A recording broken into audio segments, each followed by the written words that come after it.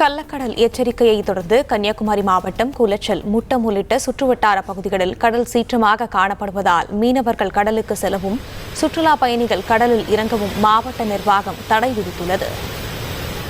இதுகுறித்தான மேலும் விவரங்களை எமது செய்தியாளர் சதாம் வழங்க கேட்கலாம். சதாம், வணக்கம். தகவல்கள் என்ன பகிரலாம்?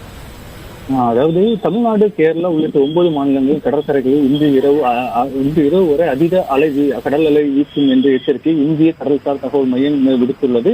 கடந்த மார்ச் மாதத்தில் கேரளாவில் கடல் சீற்றத்தால் கடற்கரை பகுதியில் வெள்ளப்பெருக்கு ஏற்பட்டு ஆலப்புழா, கொல்லம் மற்றும் திருவனந்தபுரம் மாவட்டங்கள் மிக மோசமாக பாதிக்கப்பட்டன. இதுபோன்ற வெள்ளப்பெருக்கு நிகழ்வுகள் கேரளாவில் கள்ளக்கடல் என்று அழைக்கப்படுகிறது. இந்த அலைகள் கடல் சீற்றத்தால் உருவாகின்றன. கடல் அலைகள் உள்ளூர் காற்றின் காரணமாக அல்ல, மாறாக சூறாவளி போன்ற தொலைதூர புயல்கள் அல்லது நீண்ட கால கடுமையான சூறாவளி காற்று காரணமாக ஏற்படுகிறது. இத்தகைய புயல்களின் போது காற்றில் இருந்து தண்ணீருக்கு மிகப்பெரிய ஆற்றல் பரிமாற்றம் நடைபெறுகிறது.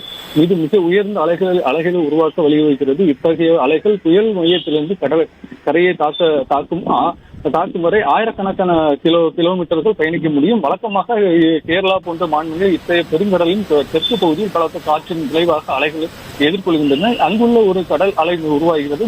மேலும் அலைகள் வடக்கே பயணித்து 2 அல்லது 3 நாட்களில் கடற்கரையை அடைகின்றன. இந்திய கடற்கரையிலிருந்து 10,000 கிலோமீட்டர் தொலைவில் உள்ள தெற்கு அட்லாண்டிக் பெருங்கடலிலிருந்து குறைந்த வளிமண்டல காற்றழுத்தம் அமைப்பு மற்றும் நகர்ந்த பிறகு மார்ச் மாதம் இந்த அலைகள் உருவாக்கப்படுகின்றன. அழுத்த அமைப்பின் வருகை பலத்த காற்றை ஏற்படுத்தியது. இது 11 கிலோமீட்டர் உயரம் வரை அலைகள் உருவாக வழிவகுக்கிறது. இந்த அலைகள் கேரளா கடற்கரை மற்றும் லட்சத்தீவுகளில் தாக்கியது.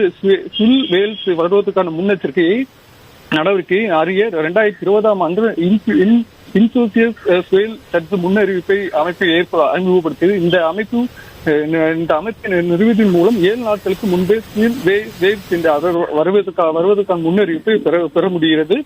தற்போது தமிழக கடற்கரை பகுதிகளில் கடல் அலை சீற்றம் மற்றும் கடல் கொந்தளிப்பு அதிகமாக இருக்கும் என்பதால் தேசிய பேரிடர் மேலாண்மை ஆராய்ச்சி மையம் ரெட் அலர்ட் எச்சரிக்கை விடுத்துள்ளது. இதனால் கடல் அலை 1.5 மீட்டர் உயரக்கூடும், பேரல்கள் எழக்கூடும் என்பதால் குமரி மாவட்டத்தில் உள்ள கடற்கரை சுற்றுலா தலங்களில் உள்ள கடல்களில் பொதுமக்கள் இறங்க வேண்டாம் என மாவட்ட ஆட்சியர் வேண்டுகோள் விடுத்துள்ளார்.